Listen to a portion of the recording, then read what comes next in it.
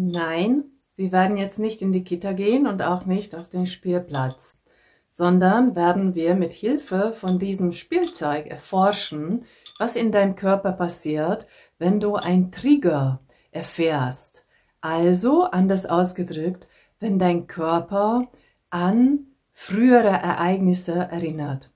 Ich bin Gabriela, ich bin Trauma- und Körperpsychotherapeutin und ich freue mich jetzt auf dich.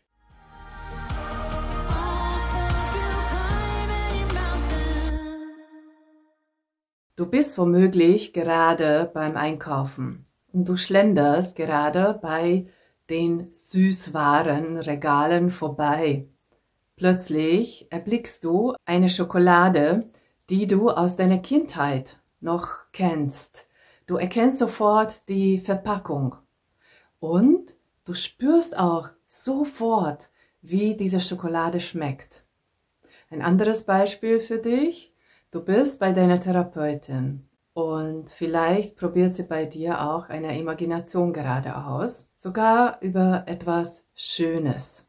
Und plötzlich empfindest du Angst. Ein drittes Beispiel für dich. Du legst dich zu deinem Partner auf die Couch und du wirst am Schulter oder am Rücken gestreichelt. Und plötzlich fällt es dir ein, wie dein Vater dich zum Beispiel so gestreichelt hat, als du Kind warst und sogar als du auch noch größer warst. All diese Fälle, all diese Beispiele sind dafür ein Beispiel, dass du durch einen Schlüsselreiz, durch etwas, was gerade in deinem Umfeld da ist, dein Körper dazu einlädt, sich zu erinnern. Meistens ist dann durch die Amygdala, muss aber nicht immer sein. Das bedeutet, und jetzt kommt ja unser Spielzeug, nicht wahr, dass durch diese Reize, die wirklich durch all unsere Sinne bei uns ankommen können, dass durch diese Reize im Körper diese abgespeicherte Ereignisse vom Frühjahr plötzlich lebendig werden. Lass uns noch mal gucken. Das erste Beispiel war, du warst ja bei diesen Süßwaren, nicht wahr? Bei der Schokolade. Also, du hast hier visuell eine Verpackung der Schokolade erblickt. Diese Verpackung hat im Mittelhirn, dort speichern wir die Bilder ab, nicht wahr? Sofort auch den Geschmack, diesen tollen Geschmack von früher in deinen Mund, vielleicht ist ja sogar auch schon die Spucke, ja, der Speichel sozusagen zusammengelaufen, den Geschmack, ja, aus deiner Erinnerung, aus deinem Gedächtnis wach gemacht und du hast dann sofort diesen Geschmack erinnern können. Das heißt, dass ein visueller Reiz auch ein Sinnesreiz im Körper wach gemacht hat. Es kann sein, dass du auch gleichzeitig, vielleicht nicht bewusst, aber unbewusst auch, kognitive, also faktische Gedächtnisinhalte noch mit dem Körper hast, wie zum Beispiel, ja, meine Mama hat ja diese Schokolade immer in 3er-Packung gekauft. Oder auch andere Sinneswahrnehmungen, Sinnesempfindungen, was der Körper dann noch abgespeichert hat. Boah, ich habe ja die Hälfte der Schokolade gegessen, hatte ich ja schon ein Sättigungsgefühl. Ja, das ist dann vielleicht ein andere Bubble, das Rote war ja eben visuell, das ist vielleicht ein Geschmack, ja, eine Geschmacksempfindung, das ist dann vielleicht eben eine Hungerempfindung, das ist ja im Stammhirn, ja, das ist ja schon mal ganz anderswo, ja, genau. Und eben, was du noch hattest dann, vielleicht mit dem Orange, ja, kognitiv, du hast ja auch daran erinnert, dass es in 3er-Packung war. So funktioniert es mit dem Körpergedächtnis. Das heißt, dass in unseren neuronalen Netze wir jedes einzelne Ereignis, sowohl positiv als auch negativ, auf all diesen Ebenen gleichzeitig abspeichern. Lass uns das zweite Beispiel angucken. Du bist bei den Therapeuten und du dort dann eben plötzlich, obwohl dort gerade sogar über Glück oder Freude gesprochen wird, plötzlich von dir so wahrgenommen, auf jeden Fall, vielleicht Angst, ja, empfindest. Das ist womöglich dein Erkenntnis daraus, dass du hier auf dem Brustkorb ja irgendwie, oh, das wird hier eng oder dein Atem ist ja schneller, nicht wahr? Du schlussfolgerst, dass es Angst ist. Ich muss hier dazu sagen, jede Wahrnehmung von Traumabetroffenen ist immer valide. Lass das bitte von niemanden ja in Frage stellen. Aber ich lade dich gleichzeitig dazu ein, dass du vielleicht früher abgespeicherte Erinnerungen für dich mal wirklich in Ruhe untersuchst, weil wir vieles verzerrt interpretiert abspeichern. Wenn ich jetzt dir ein bisschen so erläutere, genau dieses Beispiel, wenn wir Glück empfinden und Freude empfinden, dann geht ja unser Puls nach oben, nicht wahr? Unsere Herzfrequenz erhöht sich auch. Wir haben dann auch hier vielleicht, ja, weil wir eben auch schneller atmen, ist vielleicht dann hier auch zum Teil ja so ein vielleicht Kribbeln oder sowas. Manche haben auch ja vor lauter Freude weinen sie sogar, nicht wahr? Also das sind zum Teil vielleicht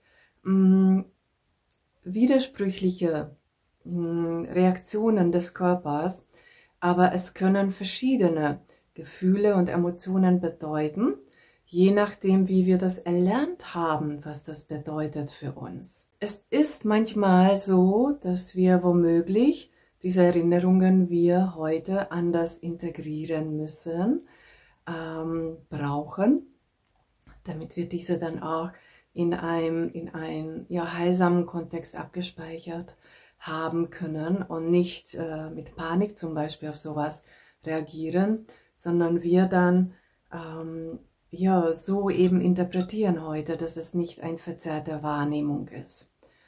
Es ist nicht immer der Fall, es kann sein. Ja, ja, und was war unser drittes Beispiel?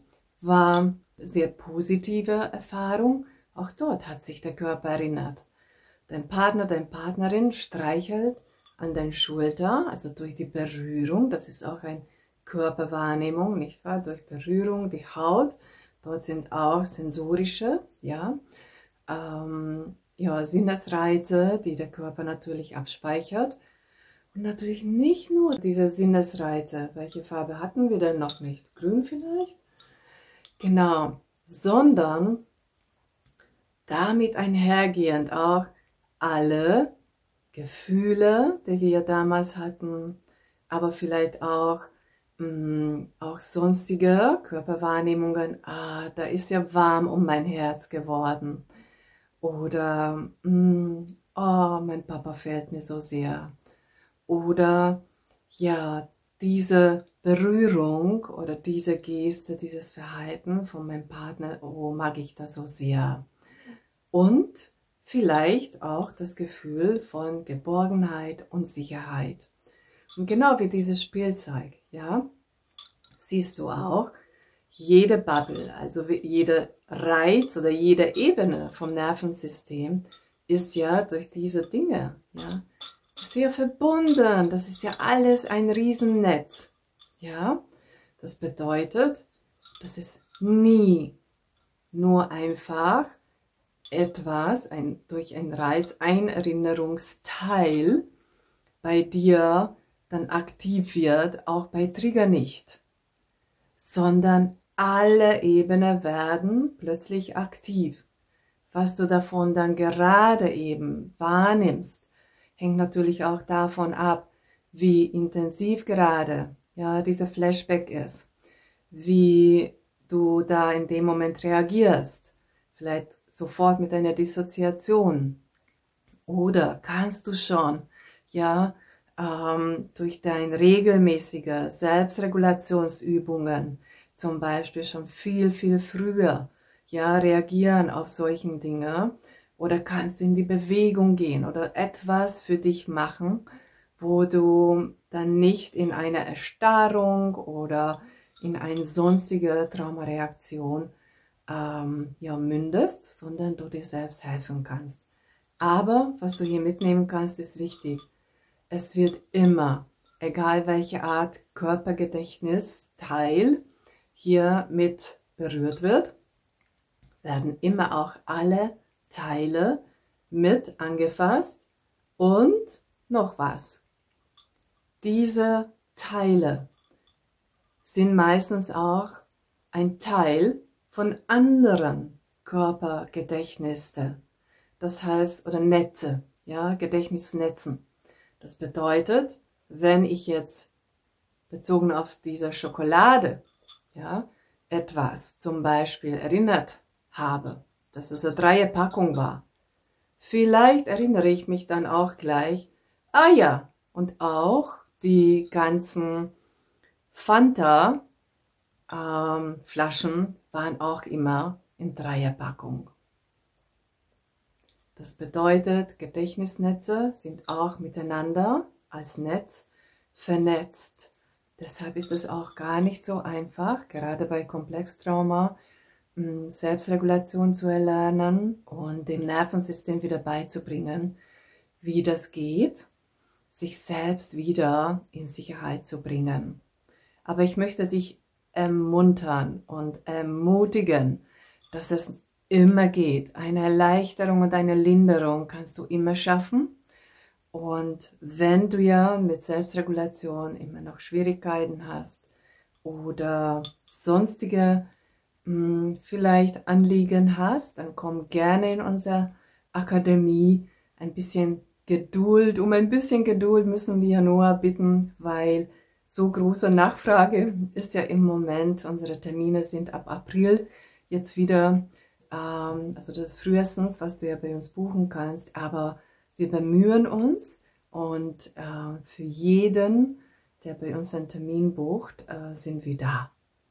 Ja, bin ganz gespannt, das kennst du, wie immer, was du zu diesem Spielzeug und zu diesen Ebenen und zu deinen Erfahrungen, ja, von Trigger und Körpergedächtnissen hast. Welche Erlebnisse hast du? Vielleicht auch, wo du ja, Erinnerungserlebnissen hattest. Da bin ich ganz, ganz gespannt. Und bis zum nächsten Mal. Erstmal alles Liebe zu dir und pass auf dich auf, Gabriela.